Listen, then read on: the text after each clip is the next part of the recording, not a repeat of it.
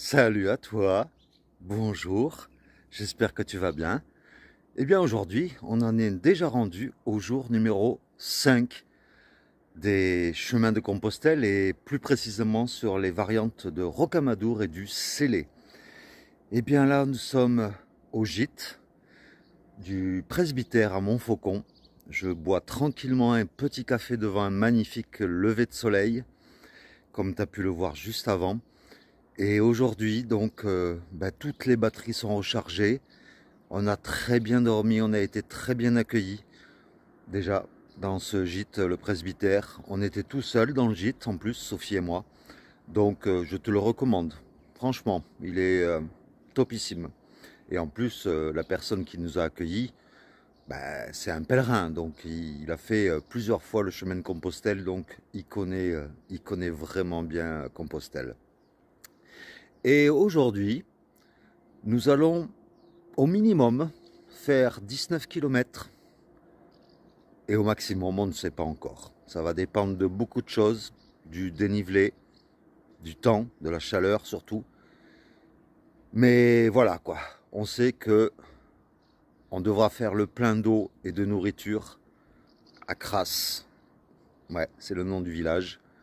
Parce qu'après, il n'y aura plus rien du tout. Donc, voilà, tu sais tout. Donc, on va finir de se préparer. Et puis, on va reprendre les chemins. Tranquillement. Voilà, bonne vidéo à toi. Bon, il faut faire abstraction de l'autoroute. C'est l'autoroute A20 qui relie Toulouse à Vierzon, pas loin de Paris. Mais voilà, on a une vue quand même assez loin d'ici. Puisqu'après Montfaucon, on a quand même, on a fait une petite grimpette assez raide.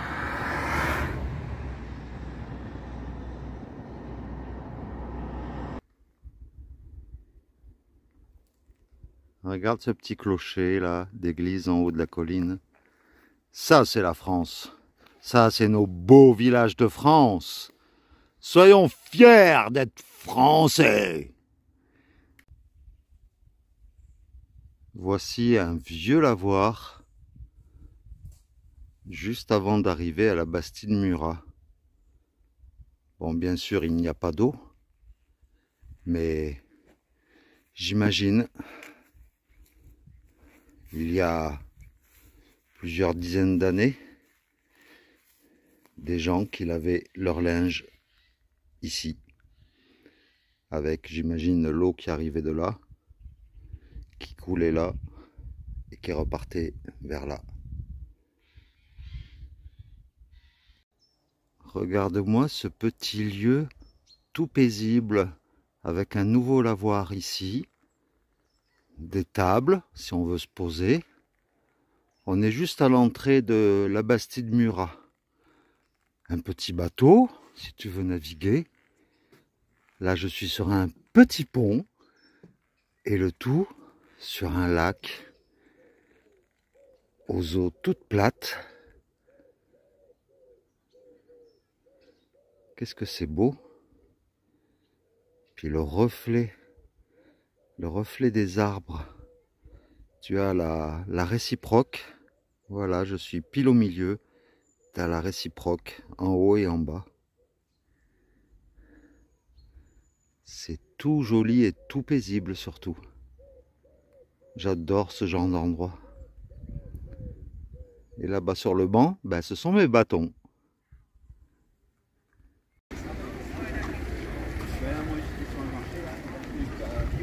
Eh bien nous voilà arrivés à la Bastide Murat et on tombe le jour du marché. Donc là nous venons de faire le plein de nourriture pour ce midi et pour ce soir parce que en fait après la Bastide Murat il n'y a plus aucune épicerie pendant 30 km. Donc on est obligé de faire le plein pour aujourd'hui. Et voici l'église de la Bastide Murat. Oh, et qui sonne juste quand je suis devant elle. Et elle est ouverte, ça c'est cool. Et au niveau du plafond, C'est très joli toutes ces peintures.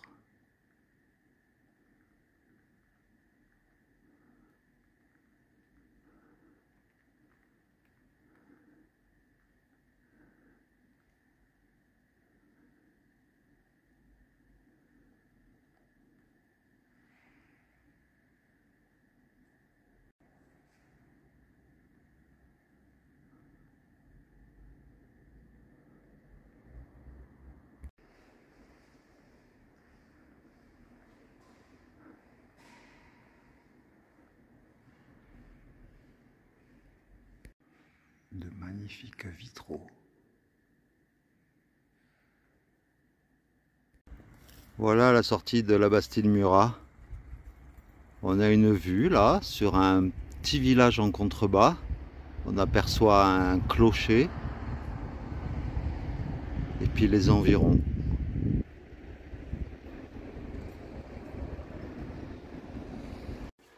Bon, ben la sortie de la Bastide Murat, hein, elle n'est pas très glamour, puisque là nous longeons une route avec très peu de place pour marcher.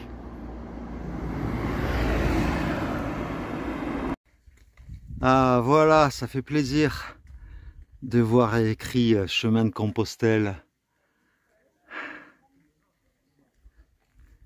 Bien voilà, on quitte la route en direction d'un petit village dont je te parlerai juste après.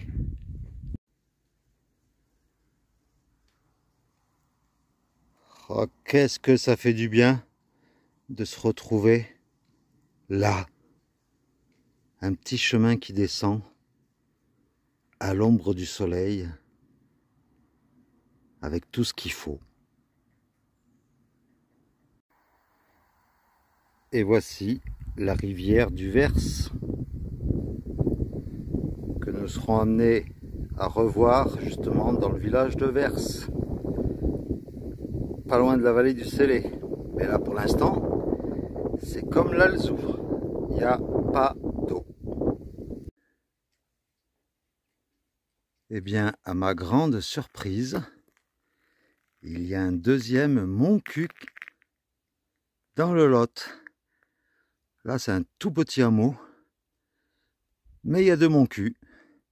Et là, je peux te dire que Montcuq est plutôt désert et sec. Qu'est-ce qu'il est chaud! Eh bien là, on vient de se taper, en plus de Montcuq, on s'est tapé une grosse montée. Eh bien, voilà, hein, toujours un beau panorama en haut des montées. Désolé s'il y a du vent, je ne maîtrise pas les éléments.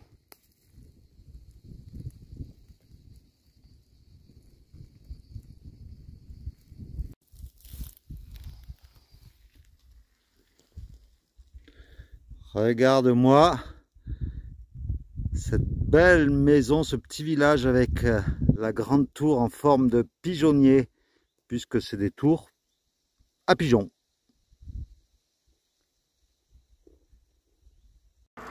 Alors cette section-là, donc on va dire surtout la variante de Rocamadour.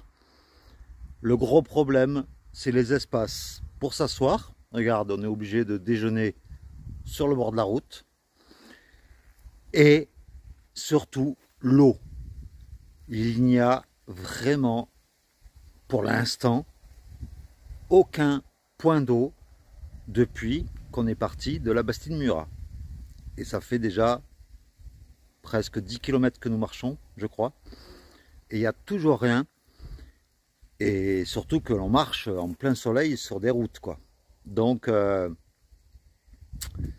le Lot, là, ça serait sympa de prévoir quelques infrastructures, parce que c'est quand même un chemin de pèlerinage, quoi. Hein? Allez, un petit effort. Alors, eh bien, il faut savoir que depuis qu'on a quitté la Bastide Murat, on vient de rentrer dans le triangle noir du Quercy. Ce triangle noir, il se situe sur les plateaux du Causse du Quercy, le parc régional des Causses du Quercy. Et donc, eh bien, ce triangle noir, ce n'est pas une spécialité culinaire, c'est la zone la meilleure zone de France pour observer les étoiles, les galaxies, les étoiles filantes et plein d'autres choses. Et justement, eh bien, ce soir on bivouac, donc je pense que ça devrait être pas mal. Surtout que dans 2 jours, on va tomber sur une grosse lune, je crois, je ne sais plus comment ça s'appelle le terme exact. Et en ce moment, en plus de cela, on est en plein dans une période d'étoiles filantes. Donc, on dirait que justement, les astres sont alignés pour nous. Et pourquoi c'est un triangle noir? Parce que c'est une zone en France où il n'y a aucune pollution visuelle. Aucune pollution lumineuse. Puisque là, ben, on l'a constaté depuis qu'on est parti de la Bastide-Murat, il n'y a aucun village, il n'y a rien, quoi. C'est un peu désertique. D'où, en fait, ben, le fait qu'il n'y ait aucun éclairage public, rien du tout, quoi. Donc, ça promet pour ce soir, moi je te le dis. Mais j'essaierai de filmer avec mon smartphone, on ne sait jamais, ou en tout cas des photos, parce que je sais qu'à Fisterra, en Espagne, à la fin de mon chemin de Compostelle, j'avais réussi avec mon appareil, avec mon téléphone, à prendre en photo un ciel étoilé qui était déjà pas mal. Donc là, ce soir ou demain soir, je ne sais pas encore, ben ça risque d'être pas mal.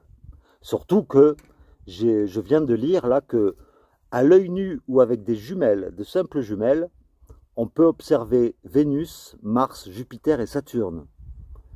Et on peut observer la Voie lactée, la galaxie d'Andromède, enfin des trucs de dingue, quoi. Donc, ben je croise les doigts. Bon, ben voilà, j'ai revêtu mon nouveau chapeau. Non, c'est celui de Sophie. Mais c'est bien, quoi, ça fait un style un peu paysan, c'est cool. Eh bien là, ça y est, officiellement, nous n'avons plus d'eau.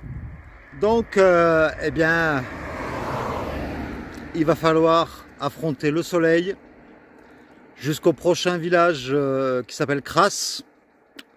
Je te raconterai une histoire par rapport à Crasse d'ailleurs, une fois arrivé sur place. Si on y arrive, si on n'est pas desséché au bord de la route, parce que là, on va marcher en plein soleil et on n'a plus d'eau. Adieu, peut-être.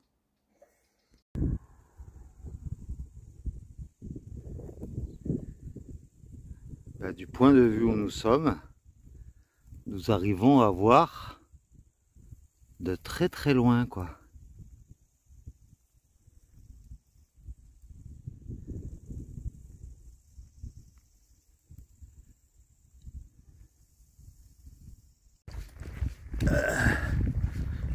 Ma gorge est toute sèche. Nous marchons en plein soleil sur la route depuis tout à l'heure. Et là, je sens que je vois que je commence à voir le bout du tunnel. Je n'ai plus de salive dans la bouche. Et ben là, je crois que ça commence à être la fin. Ah, que c'est dur.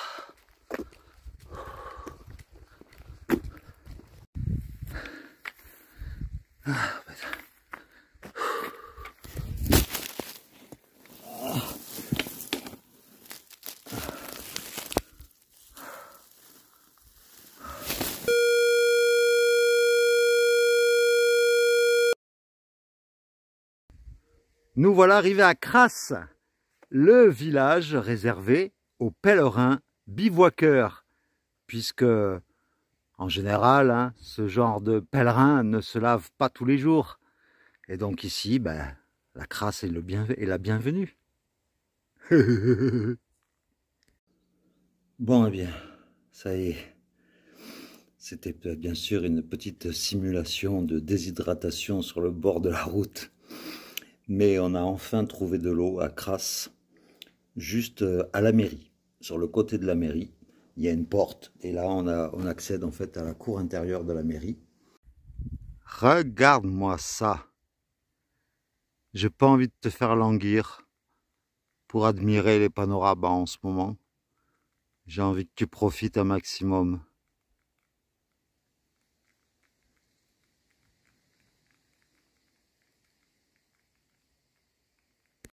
Regarde-moi cette belle pierre avec des cristaux. Une petite coquille Saint-Jacques. Et une croix en fer forgé. Et derrière, encore un beau panorama sur une autre vallée.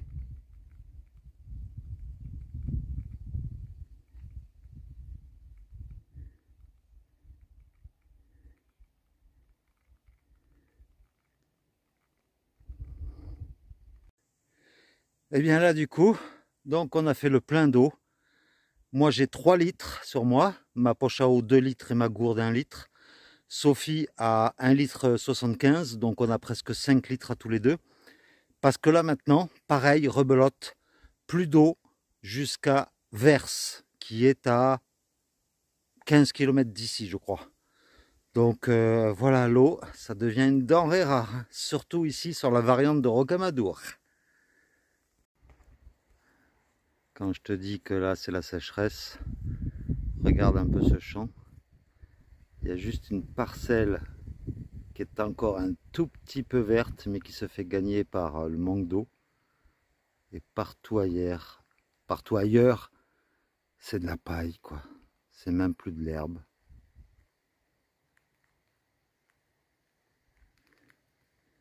Et là, nous amorçons notre descente, tout doucement. On a lu un panneau, attention, chemin dégradé par les intempéries. Ah bah ouais, en effet, on voit ça. Regarde-moi cette forêt envahie par la mousse. C'est digne d'un film d'horreur. Je vois bien un vampire ou un loup-garou sortir de cette forêt. C'est dingue. Alors tu vas pas le croire, on vient de tomber sur une rivière où il y a de l'eau. C'est quand même exceptionnel. On n'y croyait plus. Eh bien, on va en profiter pour tremper nos pieds. Parce qu'ils en ont besoin. Eh bien voilà. Ben, cette petite rivière s'appelle la Rose. R-A-U-Z-E. C'est vraiment un miracle cette rivière. Et en plus l'eau y est glacée malgré la canicule, les 40 degrés qui est aux alentours. Oh là là, ça fait du bien, tu peux pas imaginer aux pieds.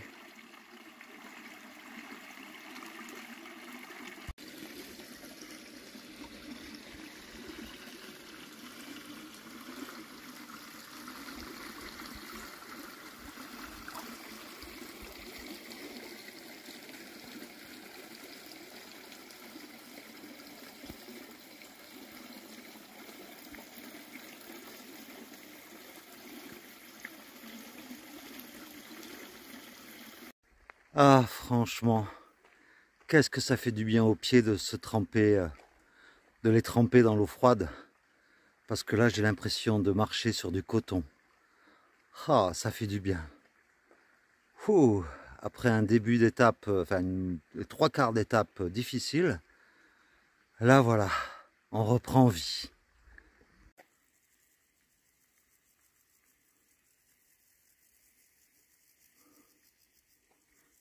Et le long de cette petite rivière, on aperçoit un château au fond.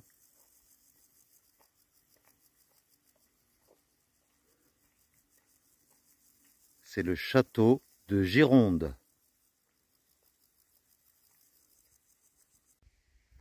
Et en voyant ces débuts de gros rochers là, eh bien ce sont les prémices de la vallée du Célé, puisque quand on va longer cette rivière, il n'y aura que de ça, que des grandes falaises, mais beaucoup plus hautes que ça, tout le long du Célé.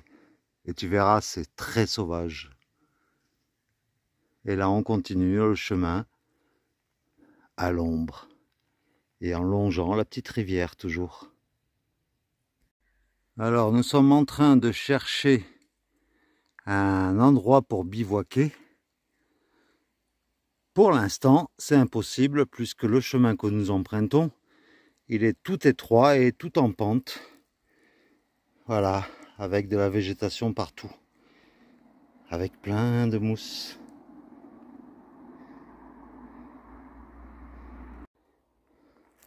Alors on marche. On nous avait indiqué un point d'eau à 4 km, on ne le voyait pas venir. Et puis là on voit un point d'eau. Donc c'est top. Mais en plus de ça, il y a une petite cabane avec une terrasse. Et dans la cabane, il y a une petite table avec des bancs. Et en plus de ça, donc, ça a été construit par Géoparc mondial UNESCO des Cosses du Quercy. Et cet abri répond au souhait d'améliorer l'accueil des randonneurs sur les chemins de Saint-Jacques-de-Compostelle, dans le parc régional. Donc, ben voilà, c'est fait pour nous. Bon, le seul hic, c'est qu'il n'y a pas de réseau. Donc, désolé, la vidéo, tu ne l'auras que mardi.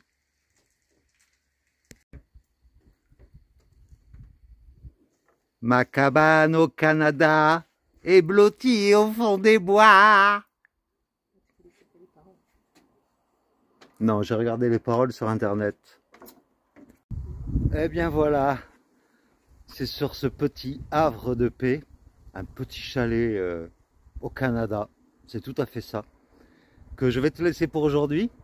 Et demain, on va pas encore attaquer la vallée du Célé, parce que je viens de regarder, il y a quand même 26 km jusqu'à Saint-Cyr-la-Popie, donc ça fait un petit crochet. Donc, mais bon, on va s'en approcher, c'est sûr. Mais à partir de demain, déjà, je vois que les dénivelés, ça va être encore pire que ce qu'on a connu. J'ai regardé vite fait sur le même dodo, hein, même si le dénivelé, c'est pas leur fort. Mais il y a quand même des montées, des descentes rouges, quoi. Donc là, on va commencer à souffrir demain. Donc, moi, je vais dormir à la Belle Étoile, sans tente, sur la terrasse. Sophie, elle ne sait pas encore si elle va planter la tente ou quoi. Mais je suis sûr qu'on va être bien en plus. Écoute, quoi, il n'y a pas de bruit, quoi. Bon, il y a un peu de vent, hein, désolé. Donc voilà, ben, je te fais de gros bisous. Et puis, ben, je te laisse avec tous les environs qui est autour de nous. Et puis, j'espère te retrouver demain, en pleine forme. Hein, parce que demain, il va falloir être en forme. Hein, donc, je compte sur toi pour faire une bonne nuit. Voilà, et ben à demain alors. Et merci encore pour tous tes messages que je lis. Je les lis tous. Donc, merci encore. Et puis, à demain donc, pour la suite de l'aventure sur les variantes de Compostelle. Allez, ciao! Regarde-moi, on arrive de par là en fait. Donc tu vois, ce beau petit sentier. Et puis donc, voilà, on fait sécher le linge. Et regarde-moi un peu ces alentours, entourés de falaises. Ça promet. Allez, à demain.